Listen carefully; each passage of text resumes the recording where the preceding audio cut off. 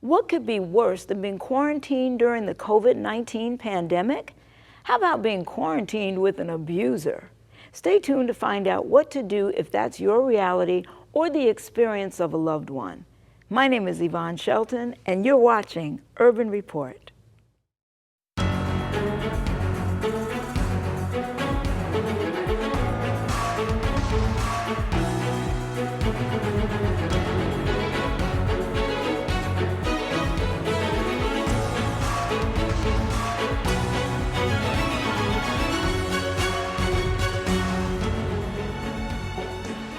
Hello and welcome to Urban Report. My guest today is Lizzie Harrison, founder and director of Harrison's Referral Service and a champion for victims of domestic violence. Welcome to Urban Report. Oh, I'm hugging you. It's a COVID hug. Thank you.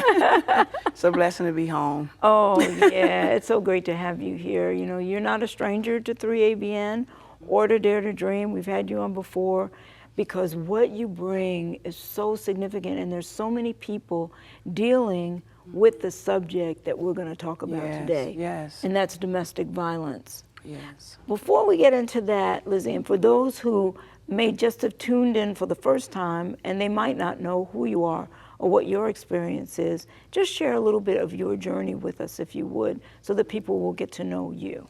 Well, my name is Lizzie Harrison, founder of the Emmanuel Food Pantry and Harrison's Referral Services in St. Louis. I was a victim of domestic violence about 15 years ago, and I decided to turn my pain into power by helping others through domestic violence, those who are displaced due to domestic violence, women and their children. That's beautiful. And what do you say, you know, there are people who aren't familiar with the whole cycle of domestic violence and abuse. What do you say to people who say to you, why don't they just leave?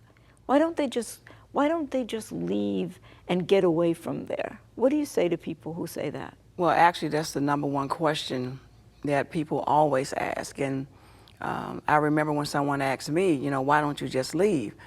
You know, it's not that easy, especially when your abuser is the sole breadwinner of the home, when, you know, you're totally dependent upon your abuser or your spouse or whoever, your significant other, and you have children. You know, it's kind of hard to see yourself raising the children on your own, how you're going to, you know, take care of everything financially. That's the first thing that goes through your mind. And that usually makes you stay a while. Yeah, and I think also, and tell me if I'm right or wrong about this, the abuse doesn't necessarily happen every day. So you keep thinking, well, maybe it won't happen again, or maybe there'll just be some long period before it happens again, or maybe since he said he was so sorry, he won't do it again, and so you give it one more chance, and then you give it one more chance, and then you give it one more chance. And before you know it, you've been in there for way longer than you probably should have. Years, sometimes years. And, you know, sad to say that the abuse does happen every day. It might not be physical. It could be emotional, psychological, spiritual, economic abuse, you know, but it does happen every day. The abuser trains you on a cycle. It's almost like you're on a wheel and you get immune to it. And one thing I found out, even in my situation, is that when you become codependent, an independent person can become codependent. Explain that, unpack that a little bit. What that means is that, you know, if you're used to being an independent person, outgoing, you have a lot going for yourself, you know, education, even if you're not, you know, educated for us to college and things in that area, but just have a lot going for yourself. And used to being out with other people and making your own, you know, life happen, you know what I mean? So, and then you get involved with an abuser. The next thing you know, you're not yourself anymore. You know, I call domestic violence another form of identity theft. The abuser takes your identity away from you so you can be codependent on them. You know, they'll tell you, oh, you don't have to work anymore, I'll pay all the bills, I'll take care of everything, but that is another means of control, economic abuse. So that way, if you ever try to leave the abuser, you'll second guess it because you're not financially stable. That's very interesting. It's another form of identity theft. So you kind of get absorbed into their world versus you having your own life like you did before and them having theirs. Now you get absorbed into their agenda and what they want for you versus you just being able to do what you want as an independent person. Yes, and you know, what I've also learned too is that there's another form of abuse called narcissistic personality disorder, which is NPD, which is actually has a lot to do with domestic violence. It's more of a spiritual, demonic type abuse. It really makes you feel that you really need this person really loves you, and you'll do anything for them, not knowing that the whole time, you know, that they're using you, they're controlling you. They will separate you from your family. They don't want you to be independent, because if you get strong and you're around other strong people, then you will come to realize the situation that you're in, and then you'll be drawn away from the abuser. So that's why they like to isolate you. They don't want you working, family, friends, no one. They want you to feel like they are your world. Wow. So that's that, again, that identity theft. Yes. That's very interesting. So if, let's say, 'cause I used to have a friend who was in an abusive relationship, and I saw what was going on, and I even took a class to see if I could help her to leave. What would you say are some of the signs if you have a friend and you kind of think maybe they're in an abusive relationship, but you're not sure? What are some of the signs that they're in an abusive relationship? Well, first, if it's physical, you'll notice if they wearing makeup and they're not, you know, they don't usually wear makeup, sunglasses. A lot of times, if you have a good relationship with a friend and they can't give you eye contact, they always making excuses, counseling plans. You know, you have your girlfriend days out, you go do things together. They just don't sound like themselves and feel like themselves. You can kind of have that connection with them to know that something's really, really wrong. Now, some of them are really good at hiding it, really good at hiding it. And I can say before, I was really good at hiding it too as well, because of the shame and embarrassment for people to know that, you know, if you've married someone that's an abuser, if they don't physically abuse you, they mentally, emotionally, and verbally abuse you. And so sometimes, you know, we don't want to expose the abuser because it's a reflection of us. That's good. That's good. I think that people need to know that there are signs, and if you see someone that's in that, somebody close to you that's in that kind of relationship, you need to say something, encourage them. What should the onlooker do? How can you help somebody who's in an abusive relationship? Well, with Harrison Referral Services and my coaching and support groups, I encourage people to be very careful, you know, with asking questions and helping, because you have to understand that they're in an abusive relationship and they can lose their life. Wow. And you can lose your life too as well. So the best thing to do is to approach them, you know, to say, hey, is there anything going on? You know that, you know, I love you, I'm here for you. If you feel like you want to talk about anything, I just feel that something's not going on with you, going well with you, and if you like to talk, I'm here for you. That's the best thing to go with first. Usually they just want someone to listen to them. They don't want to hear I told you so. Right. Because they already know that they're in a bad relationship or a bad situation. And you just want someone to be there to listen. And you can't force them to leave. It's going to have to be something that they actually really want to do. And sometimes, you know, they can leave, you know, when they should, and sometimes a lot of victims are not too, you know, I would say lucky with leaving. Should you ever call the police about it? Well, I would say if you hear, you know, noises or hear things that you know that's not right, to call the police. Like if it's a neighbor. It's a neighbor. You never know what's going on. I wouldn't feel right, you know, knowing I hear something next door or right next to me and, you know, and not call the police. But just be very, very careful. You don't go out and knock on the door and say, hey, you know, what are you doing? I'm going to call the police, because the person can have a gun or whatever, and they can kill the victim and also kill you as well, especially when you're dealing with people with multiple personalities, NPD, covert and overt narcissists, you have to be very, very careful because you're dealing with the psyche of another individual. Right. So you don't want to put your life at stake, so it's just best to just call the police. Right, that's good, that's good. We are living in this whole COVID-19 pandemic Oh, yes. time. How has that impacted victims of domestic abuse? How has the COVID-19 pandemic impacted the victims? Quarantine and silence with an abuser is, no one was expecting, this pandemic. And I just felt so sorry for the victims because I know that now, since, a lot of places are shut down, things are closing up early.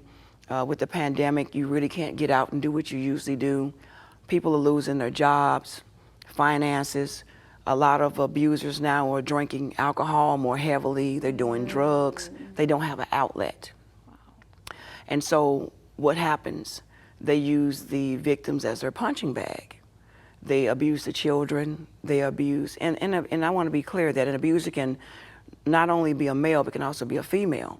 So there is no certain status here. It could be either or. But in this instance, the majority of the cases that I've had and the majority of the cases I deal with are males that are abusers. And so a lot of them are quarantined with their abusers, and they don't have a voice. They don't know what to do. They don't have an outlet. And with the COVID-19 going on, a lot of the shelters, with all of the protocols and different things that are going on with the pandemic, they're very cautious about letting people into the shelters now. The victims don't really have more outlets, don't have enough outlets to go to now. And so they're stuck where they are. And they feel that, well, I can't get out and get a job if there's no jobs, if my spouse is not working, or my significant other's not working. How can I go out to be able to regain my independence, in a society, and be a single mother to raise my children? And so they stay, even though it might cost them their lives. I hadn't thought about that. When you think about the inconveniences of the pandemic and you're stuck in wherever you are and you shouldn't go here or there or whatever, I had not thought about the impact on the victims of domestic violence. Think about it. You are trapped in that closed environment with them, and if they're abusing alcohol or any kind of substance, that exacerbates the situation so that they're worse. They are acting out worse because now they're under the influence of some substance. And then, and you're stuck there. You cannot, if you're not working, if they've laid you off or whatever, if your job's laid you off, you are stuck there. So have you been getting, at Harrison's Referral Services, have you been getting a lot of cases of women or men who have been victimized by this pandemic? Yes, very much so. Actually, before I even came, I had a couple of phone calls. Before I got here, I have a lot of calls throughout the day. The majority are women that are in church, in the Christian churches. It's a lot that is going on. I think now, during the pandemic, a lot of leaders in the churches of all denominations are being exposed now to being an abuser. And also, too, you have to understand that, there's nothing else to do at home besides, you can garden, you can do so much at home, you can only do so much. Wi-Fi. A lot of the abusers are abusing pornography.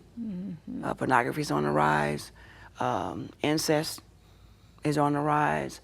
A lot of things are taking place in the home that we are not even aware of. Our minds cannot even fathom the things that a lot of the victims are going through. I've had a phone call yesterday where a sister called and she was just crying out, and she's broken. She's just done, and she just can't take it anymore. And, you really can't tell them what to do. You can only give them ideas and safety tips on how to move forward. But they have to make that decision for themselves. But I hope and pray that they make the right decision, because there's so many women and children, including men, have lost their lives. There's so much violence going on. Look at all the cases on the news about so many more domestic violence cases, and not to the point where it's just physical abuse and emotional, psychological. They are actually killing the mothers. Some of them have been pregnant. They've killing them in front of their children. Oh. So I have had a lot of different cases, a lot of things that I have been exposed to. Sometimes I just play all of that back in my head, and some days I just have to go and regroup. Take me a few days to get my energy back and my strength back, because I know of all of the cases that are happening and what's going on. And so I just want to continue to be a voice for the victims of domestic violence. I want to be able to let people understand that domestic violence is not a program. Domestic violence awareness is not something you do once a year or you talk about every now and then. People's lives are at stake. Children's lives are at stake. And now, since school is starting back now, and there's homeschooling, guess what's happening? The kids are at home. They're being more exposed to the abuse than where they were when they were going into the classrooms. So true, because now they're around it all day. If the parents aren't employed somewhere, Yes. now they're seeing it all day long. So what strategies do you offer people who are quarantined? What do you tell them that they can do during this time? Because, I mean, I don't even know. It's like, it's a trap. It is. They must feel so trapped. So what do you tell them? Well, I would say, if you are going through domestic violence or you're a victim of abuse of any kind, that you can try to reach out into any programs or Google phone numbers or resources are called Secretly. hotline. Yes, secretly hotlines. Or you can call Harrison's Referral Services. Excuse me. That is the first step.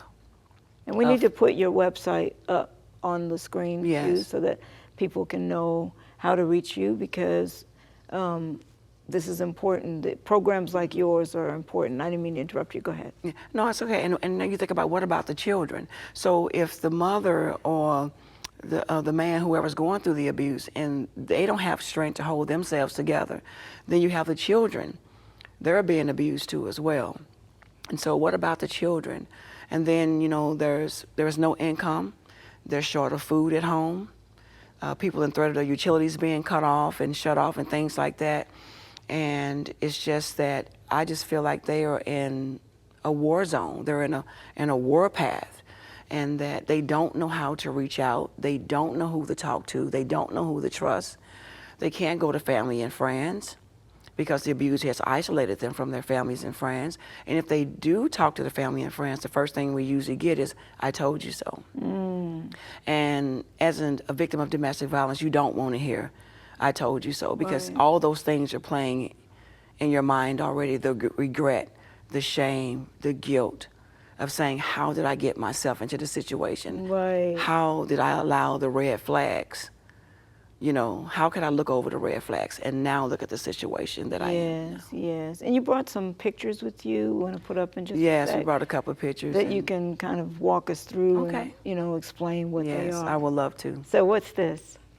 Well, actually, some of our ladies got together, and we had some new refugee families that came into America from different parts of the country.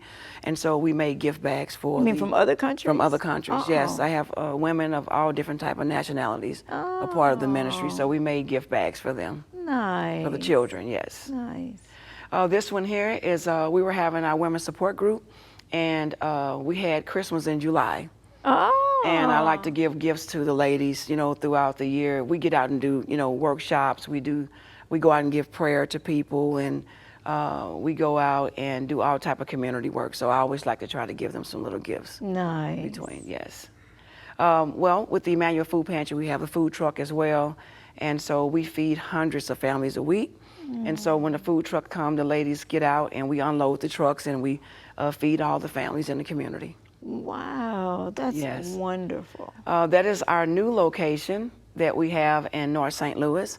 We all got together and we were rehabbing the place. We did all the work ourselves. Wow. Yes, and we rehabbed the place. It was beautiful. That's incredible. Yes. Now with the food pantry, where do you get the food from that you're feeding the community? Well, we get some of our food from the St. Louis Area Food Bank, Operation Food Search, private donors, volunteers, church members and friends, and people in the community like to donate to it as well. So what do you give them? Like, what kinds of foods are you giving them? Anything you can imagine. Wow. Everything that you go to the grocery store and get, you're going to find it on our food truck. Oh, wow. And that's not a maybe and not a if. So you can just give them, there's no cost for it. They just No. receive this free. Everything is free and open to the public. Due to the COVID-19 now, we just have the drive-up service where they drive their cars up. We open up the trunk of their cars and we load them up. Each family gets at least over $500 to $600 worth of food a week. A week? A week. Oh. Maybe maybe more than that per car load. And the good thing about our services is that, you know, you can come to the line as many times as you like until everything is gone. And so some families have to go home and unload, and then they'll come back. We also have food for the refugee community, North St. Louis, as well as South St. Louis. You have a lot of refugees in that area? Yes, in South St. Louis, from all different countries. So sometimes I just take a food truck just to their community, just for them.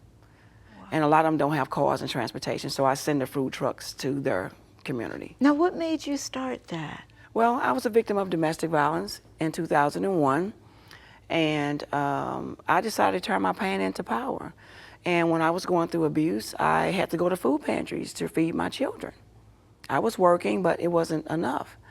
And I remember when I walked into one food pantry, the lady said, well, you know, we usually, you know, give you a bag of food. But she says, I don't know what it is. It's something about you. Now, this was like 15, 16 years ago. She said, I'm going to let you walk in and pick out whatever you want.